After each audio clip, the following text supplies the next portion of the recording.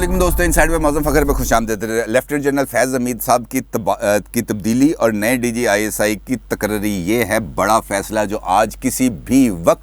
होने जा रहा है। और हो सकता है कि जिस वक्त आप ये वीडियो देख रहे हो, जिस वक्त मैं आपसे मुखातब हूँ और आप ये देख रहे हो, तो उस वक्त तक ना सिर्फ ये फ़ैसला आ चुका हो सामने, बल्कि इसके हवाले से हतमी नोटिफिकेशन और दीगर TV चैनल्स पर इसका धूम मची हो, क्योंकि फ़ौज के अंदर ये अहम तकर्रुर तबादले काफ़ी अरसे से मुतवक्के थे। और ख़ास तौर पर ये जो DG ISI का तबादला था, ये काफ़ी अरसे से मुतवक्के था कि जनाब ये होने जा रहा है, ये होने जा रहा है, ये होने जा रहा है, लेकिन हो के नहीं दे रहा था। अब चूँकि एक ऐसा मरहला आ गया था जहाँ पर ये तबादले को ज़्यादा देर के लिए रोका नहीं जा सकता था, तो इसके लिए फिर ये फ़ैसला कर लिया गया कि जनाब अब DG ISI को एक नई ज़िम्मेदारी पर भेज दिया जाएगा, क्योंकि इस महीने यानी अक्टूबर के तीसरे हफ्ते में 3 इंपॉर्टेंट पोजीशंस खाली हो रही हैं। 3 कोर कमांडर्स जो हैं वो रिटायर हो रहे हैं, उनकी जगह पर नई तकर्रियाँ करनी थी। लिहाजा इस बात की ज़रूरत समझी गई कि अब इस फ़ैसले को कर लिया जाए। और इस्लामाबाद में जो सर्कल्स हैं, इस्लामाबाद में वज़ीर-ए-आज़म हाउस के जो सर्कल हैं, इस्लामाबाद के अंदर जो जर्नलिस्टिक सर्कल्स हैं, जो डिप्लोमेटिक सर्कल्स हैं, और वो तमाम सर्कल्स जो ऐसी किसी भी पेशरफ्त पर नज़र रखते हैं, वो अब इस बात को कन्फर्म कर रहे हैं कि army chief general Qamar Javed Bajwa साहब की तरफ से भेजी गई 3 नामों की समरी में से वज़ीर-ए-आज़म साहब ने जनरल फैज़ हमीद साहब के जो मुतबादल हैं, जो उनके जानशीन हैं, उनका फ़ैसला कर लिया है। और वो कौन है, ये इंपॉर्टेंट चीज़ है, और यही बात है जो मैं आपके सामने शेयर करूंगा कि कौन होगा नया DG ISI, कौन होंगे उसके बाद जो नए कोर कमांडर्स कौन कौन से रिटायर होंगे, और अगले साल नवंबर के अंदर मौजूदा आर्मी चीफ की रिटायरमेंट के बाद वो कौन से लोग हैं जो सीनियर मोस्ट जनरल्स होंगे और जिनका नाम आर्मी चीफ के लिए और फिर chairman joint chief of staff committee के लिए तय किया जाएगा। और बड़े इंपॉर्टेंट डिसीजंस हैं, क्योंकि इसके नतीजे में पाकिस्तान का जो पॉलिटिकल फेट है, पाकिस्तान के साथ जो पाकिस्तान की इंटरनल सिक्योरिटी है, पाकिस्तान की एक्सटर्नल सिक्योरिटी है, पाकिस्तान के जो इस वक्त मुख्तलिफ महाज़ों के ऊपर पाकिस्तान सरगर्म है, उसके हवाले से जो आइंदा का लाहे अमल है वो सामने आएगा। इस तमाम इंपॉर्टेंट चीज़ों पर बात करूँगा, लेकिन उससे पहले एक और बात करूँगा जो आपके साथ शेयर करनी है। वो है कि आज है 5 अक्टूबर, और ये सवाल आपके ज़हन में आएगा कि जनाब ये 5 अक्टूबर का मैंने जिक्र क्यों किया, 5 अक्टूबर को ऐसा क्या है, 5 अक्टूबर को ये जो फ़ैसले हैं इसको करने की क्या लॉजिक थी। और ये जो नए DG ISI हैं, इनके साथ साथ आज 5 अक्टूबर को एक और अहम फ़ैसला होने जा रहा है, और वो है DG NAB justice retired Javed Iqbal साहब की तकर्री का। और 5 अक्टूबर को इसके लिए भी अहम समझा गया, क्योंकि 5 अक्टूबर है जनाब हमारे मोहतरम वज़ीर-ए-आज़म इमरान खान साहब की पैदाइश का दिन। आज उनकी बर्थडे है। Happy birthday to you Khan साहब। और इमरान खान साहब को ये बताया गया, मशवरा दिया गया, मशवरा नहीं कहा जा सकता, हदायत दी गई, नहीं हदायत भी नहीं कही जा सकती। अब मेरा ख़्याल ये है कि उनको इस बात के बारे में ये कहा गया, क्योंकि वो फ़ैसले जिस तरीके से लेते हैं आपको पता ही है, ऐन से शुरू होना है लफ्ज़, मीम पे ख़त्म होना है, पहाड़ी इलाके से होना चाहिए, दरिया पास बहता हो, बिजली ना हो घर में, इस किस्म की मशवरे उनको दिए जाते हैं, ऐसे हिंट्स दिए जाते हैं। और ऐसे ही हिंट उनको दिए गए कि जनाब अगर आपने ये 2 इम्पॉर्टेंट फ़ैसले करने हैं तो उसके लिए वही दिन मोहतरम है, वही दिन बेहतर है जिस दिन आपकी पैदाइश हुई थी, यानी 5 अक्टूबर। और आज इमरान खान साहब ने ये 2 इम्पॉर्टेंट फ़ैसले ले लिए हैं। एक फ़ैसला तो उन्होंने ले लिया है जिसका जल्द ही अनाउंसमेंट हो जाएगी, दूसरा फ़ैसला भी उन्होंने ले लिया है, लेकिन उसके लिए ज़रूरी है कि वो काबीना का लगवाएंगे अंगूठा यूं करके, और वो अंगूठा लगवाने के बाद उसकी अनाउंसमेंट होगी। चूँकि वो है चेयरमैन NAB की तकर्री,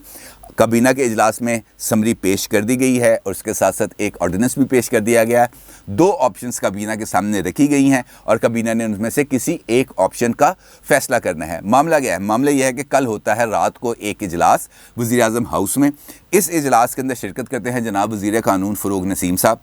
उनके साथ शरीक होते हैं जनाब फवाद चौधरी साहब, उनके साथ शरीक होते हैं जनाब शहजाद अकबर साहब, उनके साथ मौजूद होते हैं जनाब अटर्नी जनरल खालिद जावेद खान साहब। और ये चारों लोग मिलकर ये जो चेयरमैन NAB की तकर्री के हवाले से जो कानून है उसके ऊपर, और बाबर अवान साहब, वो होए एक अहम शख्सियत का नाम ही मैं भूल गया, बाबर अवान साहब, ये तमाम लोग मौजूद होते हैं। और ये बैठ कर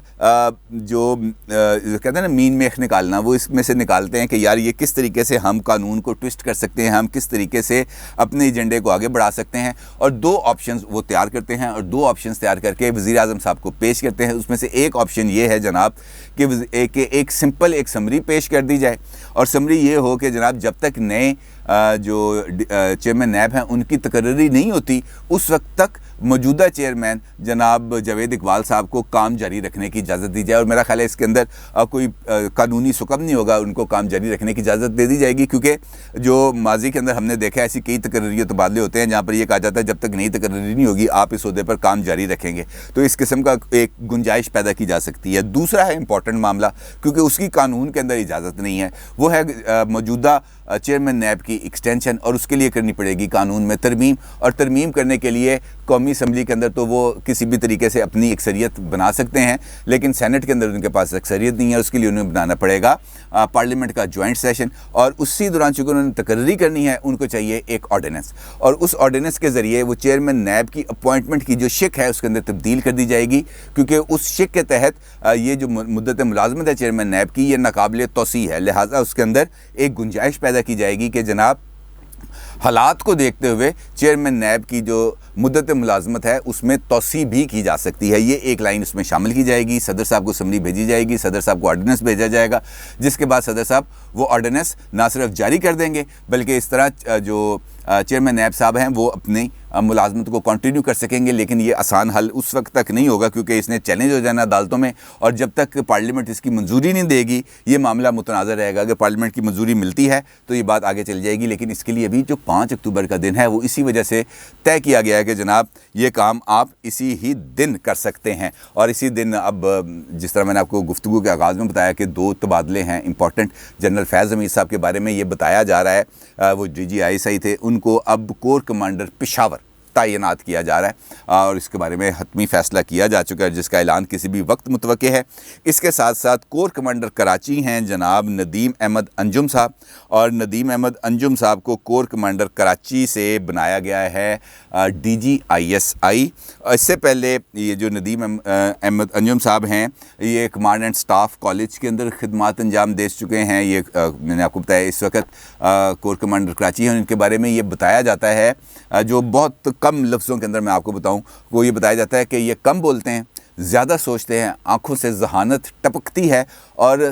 پروفیشنل سولجر ہیں، اور اپنے پروفیشنلزم پر کسی قسم کا کوئی کمپرومائز نہیں کرتے۔ اب جو تقرری کا طریقہ کار ہے وہ یہ ہے کہ آرمی چیف جو ہیں وہ ایک سمری بھیجتے ہیں وزیر اعظم کو، اور وہ 3 ناموں پر مشتمل ہوتی ہے، اور وزیر اعظم 3 ناموں میں سے کسی ایک نام کو چن لیتے ہیں، جس طریقے سے بتایا جا رہا ہے کہ جنرل ندیم احمد انجم صاحب کا نام اس حوالے سے چنا گیا۔ اب عمران خان صاحب یقینی طور پر ان کی یہ خواہش ہوگی کہ وہ ایک ایسی شخصیت کو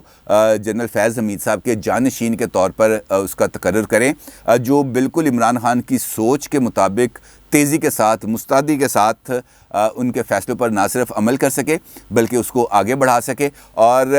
اسی صورتحال کے اندر پاکستان کا اگلا منظرنامہ پوشیدہ ہے، اور اہم سوال پوشیدہ ہے کہ کیا عمران خان صاحب کی گورنمنٹ اسی تیزی کے ساتھ، اسی یکسوئی کے ساتھ کام جاری رکھے گی، اس کو ویسی ہی سپورٹ ملے گی، اس کے عروج و زوال کی داستان کیا بنے گی، اگلے الیکشنز کے اندر ان کا کیا رول ہوگا، یہ تمام چیزیں طے کریں گی اس تقرری اور اس تقرری کے بعد پیدا ہونے والے حالات۔ اور اس تقرری کے بعد کئی اور امپورٹنٹ تبدیلیاں ہیں، جس طرح میں نے آپ سے بتایا کہ فوج کے اندر اہم تبدیلیاں جلد ہونے جا رہی ہیں، 3 لیفٹیننٹ جنرل ریٹائر ہو رہے ہیں، ان میں سے ہیں لیفٹیننٹ جنرل ماجد احسان صاحب، لیفٹیننٹ جنرل عامر عباسی صاحب، لیفٹیننٹ جنرل حمود الرضا خان صاحب اکتوبر کے تیسرے ہفتے میں ریٹائر ہو جائیں گے، اور جب یہ ریٹائر ہوں گے تو پھر یقینی طور پر فوج کے اندر مزید تبدیلیاں کی جائیں گی، کئی 3 اسٹار جنرلز کو پروموٹ کیا جائے گا، اور بہت ساری پوزیشنز ہیں جہاں پر ایلیویشن کی جائے گی، لہٰذا اکتوبر کا مہینہ فوج کے اندر تقرر و تبادلوں کے حوالے سے بہت امپورٹنٹ ہے۔ اور یہ مرحلہ مکمل ہونے کے بعد اگلا مرحلہ آئے گا، وہ آئے گا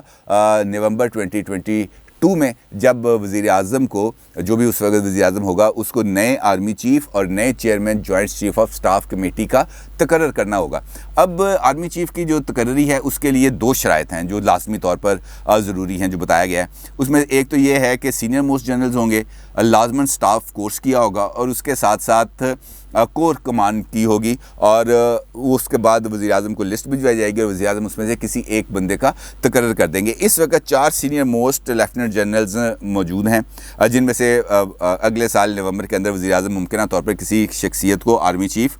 نامزد کر سکتے ہیں۔ ایک ہیں corps commander Rawalpindi lieutenant general Sahir Shamshad Mirza sahib, دوسرے ہیں جناب CGS lieutenant general Azhar Abbas sahib, اور ہیں جناب ایڈجوٹنٹ جنرل سابق corps commander Peshawar lieutenant general Noman Mahmood, اور چوتھے جنرل ہیں جناب لیفٹیننٹ جنرل فیض حمید صاحب۔ فیض حمید صاحب نے سٹاف کورس تو کیا ہوا تھا لیکن انہوں نے کور کمان نہیں کی ہوئی تھی، اب ان کو کور بھی مل گئی ہے، یعنی اب کمان کریں گے اور اس کے بعد وہ ایلیجبل ہو جائیں گے آرمی چیف کی ریس میں، اور نومبر کے اندر یہ فیصلہ ہو جائے گا کہ پاکستان کا نیا آرمی چیف کون ہوگا۔ آپ کا کیا خیال ہے کون ہوگا؟ اپنے کامنٹس میں رائے ضرور دیجیے گا، لیکن یہ امپورٹنٹ فیصلے ہیں اور ان امپورٹنٹ فیصلوں سے پاکستان کا اگلا مستقبل، پاکستان کی انٹرنل سیکیورٹی، ایکسٹرنل حالات، پولیٹیکل ڈیولپمنٹس، عمران خان کی حکومت کا آنا، عمران خان کا حکومت کا جانا، عمران خان کی حکومت کی کارکردگی، عمران خان کی حکومت کی پالیسیز، کس طریقے سے عمران خان صاحب کو گنجائش ملے گی، کس طریقے سے اپوزیشن کو گنجائش ملے گی، کس طریقے سے کچھ بات چیت آگے بڑھے گی، کس طریقے سے راستے کھلیں گے، کس طریقے سے اپوزیشن کو فری اینڈ فیئر الیکشنز ملیں گے، کس طریقے سے لیول پلینگ فیلڈ کے میسر کی جائے گی، یہ تمام کے تمام حالات کا تعین کرے گی اکتوبر میں ہونے والے فیصلے، اور 5 اکتوبر اس والے سے بہت امپورٹنٹ ہے۔ اپنی رائے کا ضرور اظہار کیجیے گا۔ آپ کو بہت شکریہ۔ اللہ حافظ۔